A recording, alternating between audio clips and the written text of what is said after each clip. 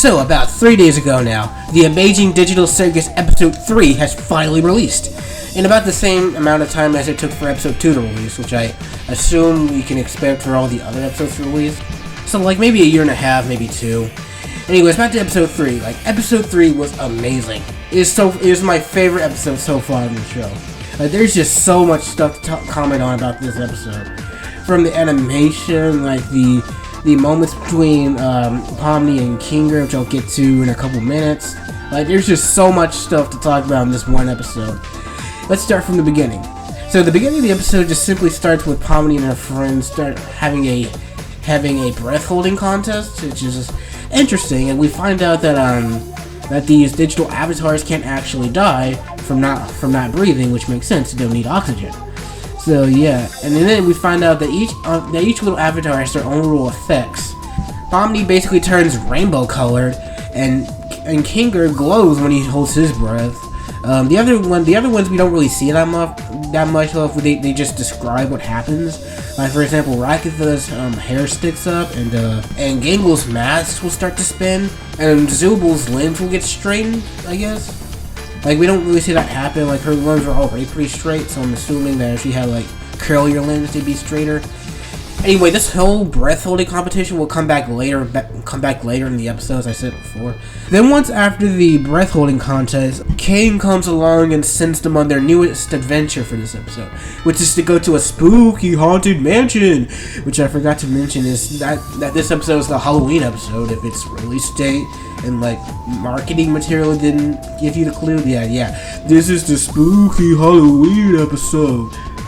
And once they get to the mansion, it isn't really clear what their goal was for the adventure. Jax thinks it was to capture all the ghosts, which, by the way, he does capture the ghost that introduces them to the whole concept of the mansion. Where one door is nice and friendly, while the other door is super scary and freaky and everything. Which we'll get to that door in a moment. That is like the meat of this episode. That's like the best part. And after all of that happens, Kinger accidentally gets him and Pomni sucked into the scary door after trying to get her eyes back into her sockets, which is, yeah, I forgot to mention that. It's a funny visual gag in this episode, if not kind of creepy. Like, I think coming into the mansion, Pomni gets her eyes, like, slapped out of her sockets, and they don't go back in for some weird reason. And Kinger trying to put her eyes back in her sockets basically yo-yos or, like, paddle balls Pomni and himself into the scary door, and that's where they are for most of the episode. Rakitha and the rest of the gang are just sort of there. Like, they don't do much in this episode, which is not bad. Like, the entire cast doesn't need to be in every episode. I think it's nice to have Pomni basically pair up with a specific character every episode. Like, episode 1 was Pomni's introduction to the show, since she's the newest addition to the cast. Episode 2 was her relation to a new character, Gummigoo, which we unfortunately don't see in this episode. I don't think he'll come back, unfortunately. I think he really is dead now. Which isn't confirmed. I'm still gonna wait until we see a later episode if they ever come back to that concept. But yeah, and episode 3 is about Pomni and Kinger's relationship and how they relate to each other, which I think is pretty fun. Like, if every episode's gonna be like this, I would like to see Pomni and the rest of the cast interact with each other. And speaking of the cast interacting with each other, meanwhile still at the circus, Kane and Zubal have like a heart-to-heart talk to each other. Although it doesn't really go anywhere considering how crazy Kane is. Like, Zubal basically explains that she doesn't like her own body and like tries to change herself. And the fact that she's been trying to change herself so much since she arrived here, which probably explains her like chaotic design, how nothing really fits together in her design. Like, her design is just made out of a bunch of random pieces and everything. It's because of her own dislike of her own body. And Kane pretty much writes this off and doesn't take it seriously at all. Like, he still tries to act like the funny Bill Cipher ringleader he's always been, not taking it seriously. But then we get like to a certain point of his confession where he sort of realizes that people don't like his adventures, and like if he's not happy and stable in then we get like a hint that the entire circus will fall apart.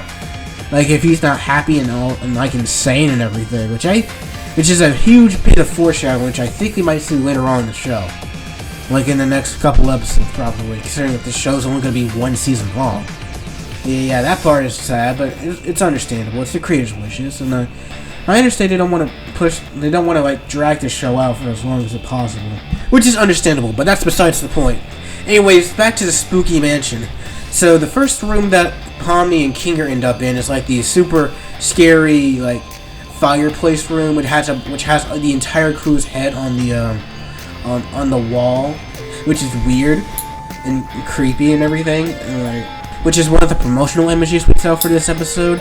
And yeah, we saw one creature that wasn't part of the main crew.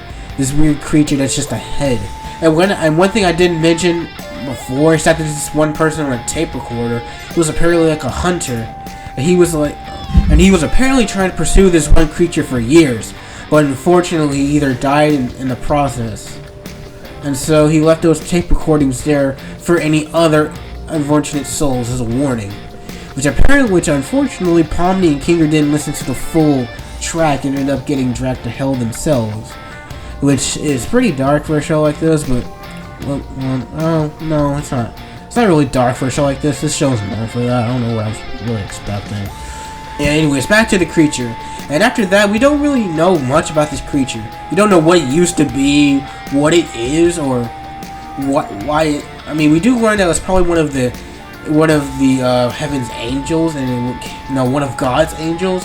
And apparently, if you do harm to it, you get dragged to hell, which is pretty dark. But then again, it's the Amazing Digital Circus. This show has always been dark. In fact, that's its entire genre. It's like a dark comedy, or black comedy, whatever you call it. So yeah, apparently, Pomni and Kinger didn't listen to the whole track before harming the creature, so they end up in hell, which is not like Has-Been Hotels or Hell of a Bosses types of hell. It's like it's very like creepy and silent, and they end up there. But before that, I forgot to mention that there's a power outage there, and one thing I really like about the animation there is that their eyeballs are animated in 2D instead of like 3D, so it's like very flat and like very expressive. I really like that part. It's one of my favorite parts of the episode. I like how their eyeballs are in 2D, and like I really applaud the 2D animators for this. Josh Palmer and Nita Leigh. Or Nita Leigh? Oh no. Sorry if I pronounced your name wrong, but yeah, I really applaud them for that sequence, and also the storyboard artists too, and whoever suggested that part be animated in 2D. Like pretty much any parts of the team that had a hand in that, I give thanks to them. That is one of my favorite parts of the episode, and I really love it. So yeah, after that, then that's when they get dragged down the hill after accidentally shooting that big creature. Which, by the way, we see that creature's like true form and everything. It is really creepy. Like it's very sort of like creepypasta-esque with a bunch of teeth. And one thing I find really disturbing about it is that it has a bunch of like eyes in its mouth. So much that it has like hypnotation powers too. Like Kinger stares into his eyes for a while and then just gets completely hypnotized before Pomni snaps him out of it a few moments later. So yeah, that was really creepy. I do really like the design of the creature. It's very creepy, which is, I guess it was the point. Like, this is the Halloween spooky special and everything. So I guess that was like the whole point. It was meant to be creepy, and like I really like what they did there. They really made it. They really sold me on the point of it being creepy. Like I really like that design, like in a way. And yeah, and the whole part of them being in like this pseudo hell or whatever it's called, like that is definitely one of my favorite parts of the episode. Like at that point, we learned that Kinger used to have a wife, which is very interesting, and that she abstracted and was sent to the cellar. And so we don't know how she abstracted or why. Actually, I do know why. When an avatar loses their sense of self and goes crazy, they abstract. And so, yeah, we don't really know much about his wife. I'm assuming that's going to be explained more later on in the series. But yeah, we used to remember. But yeah, before she was thrown into the cellar, her and Kinger had like this last moment together, where them being encased in darkness, where they just sort of shared a moment and like related to each other before being separated permanently. It's just really sad. And then we learned that Kinger doesn't really have memories. Like his memories get erased after every adventure, or like I don't want to say erased, but they get scrambled. And so we learned that Kinger has issues with his memory, and that he most likely won't remember this heart-to-heart talk he had with Pomni, during this whole event. In fact, we do see that happen almost as soon as they leave the area. Kinger's memories get wiped or scrambled or whatever. He doesn't really remember what happened, which is really sad. But Kinger encourages Pomni that it will be okay as long as she remembers. Doesn't really matter what happens to him, which is really selfless. I really like that moment. That entire heart-to-heart conversation is like another one of my favorite parts of the episode. And then before that, I forgot to mention that they try escaping, but this weird dimension they're in has a bunch of lost souls in it, and if they breathe it in, they get possessed. And then we get this weird, this very creepy moment where one of the ghosts possesses Pomni and makes her really twisted, gives it a really evil Jester vibe, which I really love. Looking back on it, that is amazing. It's really creepy, but it's amazing. And so then, but Kinger manages to exorcise the soul from Pomni, and then after the heart-to-heart talk, we realized that the guy in the tape recorder said that the breath you take in this dimension will be your last if you go through that little hall. So what they realized is that they took the phrase literally, so they don't breathe, which brings back the whole breathing contest. The holding your breath contest part from the episode from the beginning, which wasn't a throwaway gag at all, which is brilliant foreshadowing. I love that. And so they breathe, and so they hold their breath, and we see the effects they have from not breathing. As again, we see Pomni turns rainbow colored, and then we see Kinger glow, which is beautiful. The lighting in that scene is amazing. Another one of my favorite parts of this episode, animation-wise. The lighting is amazing with all the dust effects and particles. Yeah, that is amazing. I knew we would see him glow, but I didn't think it would be that beautiful looking. So yeah, props to the animators on that too. So yeah, after that they end up back at the main room with everyone else. Which during this entire incident, Ragatha, Gangle, and Jax were just sort of hanging out and chilling with the ghosts. They didn't actually have to capture the ghosts, it seems like. They were just talking up a storm with them and just chatting. In fact, they actually had to restrain Jax from just being so mean. We saw they had to restrain him, which was my favorite part of the episode.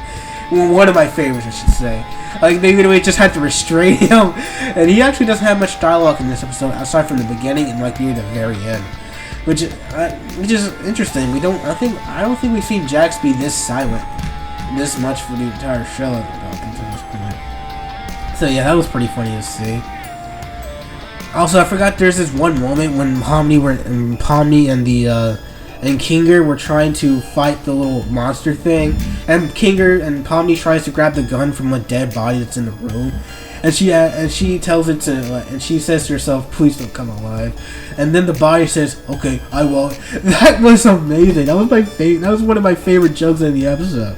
Someone just talks. That was hilarious. And yeah, that was. And what you just heard there was pretty much my genuine reaction when I saw it. Except I laughed a lot louder. So, yeah, overall, this episode was one of my favorites. Definitely my favorite episode so far. Which, to be fair, there's only 3, but yeah, definitely one of my favorites so far. Can't wait to see what episode 4 has in store for us in the next 6 months or so, or maybe the next 5 to 6 months or so. So, I want to say, I think March or May is when we'll see episode 4. Which will also be when I graduate, or close to when I graduate, so that's going to be fun. So, yeah, those were really all my opinions on the episode. And if this video makes it into your recommendations, which I doubt it will, my videos barely get any views as it is, but if it does, and if this video somehow ends up being one of my most popular videos, which I doubt it will, since again, YouTube barely recommends my videos, I would recommend you check out my other commentary videos. I did one on Sonic. I did a Sonic Generations discussion. I did 2 Sonic discussions recently. One back in July, and one recently in August. And I'd recommend you check out those 2 videos while you can. And I really don't want to have to say this, but I wish you would like, comment, and subscribe. I know every YouTuber says that, and I've been holding off saying that up to this point, but I really want the viewership. I'm sorry. If you look at my channel, my videos barely get any viewership, so it would really help the channel out. I hate saying that, since literally everyone says it, and we all know it does help the channel. But I really want the viewership, and I really want this. I really want my videos to do well, and it gives me the motivation to do it. So if you would really like do everything I said before and like review my videos, it would really help me out and give me the motivation to make more. Because that's part of the reason I don't really make commentary videos that often, because people don't see them, and I really wish people would see them more.